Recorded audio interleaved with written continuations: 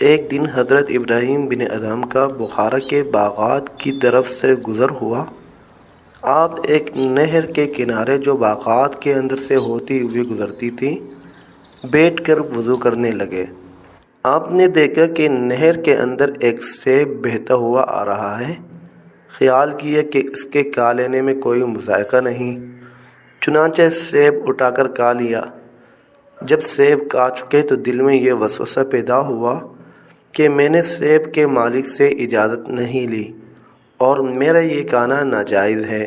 اس خیال سے باغ کے مالک کے پاس گئے اور جا کر اسے اس امر کی اطلاع دے دی تاکہ اس کی اجازت سے حلال مباح ہو جائے۔ چنانچہ باغ کے دروازے پر دستک دی جہاں سے یہ سیب آیا تھا۔ آواز سن کر ایک لڑکی باہر آئی۔ آپ نے اس سے کہا کہ میں باغ کے مالک سے ملنا چاہتا ہوں، اسے بھیج دیجیے۔ اس نے عرض کیا کہ وہ عورت ہے۔ آپ نے فرمایا کہ اچھا، اسے پوچھو کہ میں خود حاضر ہو جاؤں۔ چنانچہ اجازت مل گئی اور آپ اس خاتون کے پاس تشریف لے گئے اور سارا واقعہ اس کو سنایا۔ عورت نے جواب دیا کہ باغ کا نصف حصہ میرا ہے اور نصف سلطان کا ہے۔ میں نے اپنے حصے کا سیب معاف کر دیا اور سلطان یہاں نہیں ہے، بلخ تشریف لے گئے ہیں جو بخارا سے 10 دن کی مسافت پر ہے۔ چنانچہ اس نے اپنا سیب کا نصف حصہ تو آپ کو معاف کر دیا، اب باقی رہا دوسرا نصف۔ اسے معاف کروانے کے لیے بلخ تشریف لے گئے۔ جب وہاں پہنچے تو بادشاہ کی سواری جلوس کے ساتھ جا رہی تھی۔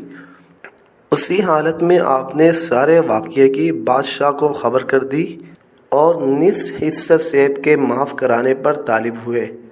بادشاہ نے فرمایا اس وقت تو میں کچھ نہیں کہتا، کل میرے پاس تشریف لے آئے، میں اس وقت کچھ کہہ دوں گا۔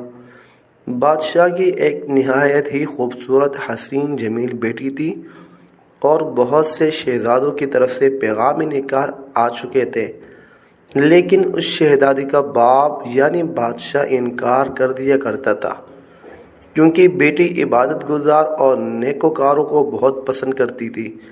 اس لیے اس کی یہ خواہش تھی کہ دنیا کے کسی مشہور زاہد سے ان کا نکاح ہو۔ جب بادشاہ محل میں واپس آیا تو اپنی لڑکی سے ادہم کا سارا واقعہ بیان کیا اور کہا کہ میں نے ایسا شخص نہیں دیکھا کہ صرف نصف سیب حلال کرانے کے لیے بخارا سے یہاں بلخ آیا ہے۔ جب لڑکی نے یہ کیفیت سنی تو نکاح منظور کر لیا۔ چنانچہ حضرت ابراہیم بن ادہم دوسرے دن بادشاہ کے پاس آئے تو بادشاہ نے ان سے کہا جب تک آپ میری بیٹی کے ساتھ نکاح نہیں کریں گے آپ کو نصف سیب معاف نہیں کروں گا۔ حضرت ابراہیم بن ادہم نے کمال انکار کے بعد نکاح قبول کر لیا۔ چنانچہ بادشاہ نے اپنی لڑکی کا نکاح ابراہیم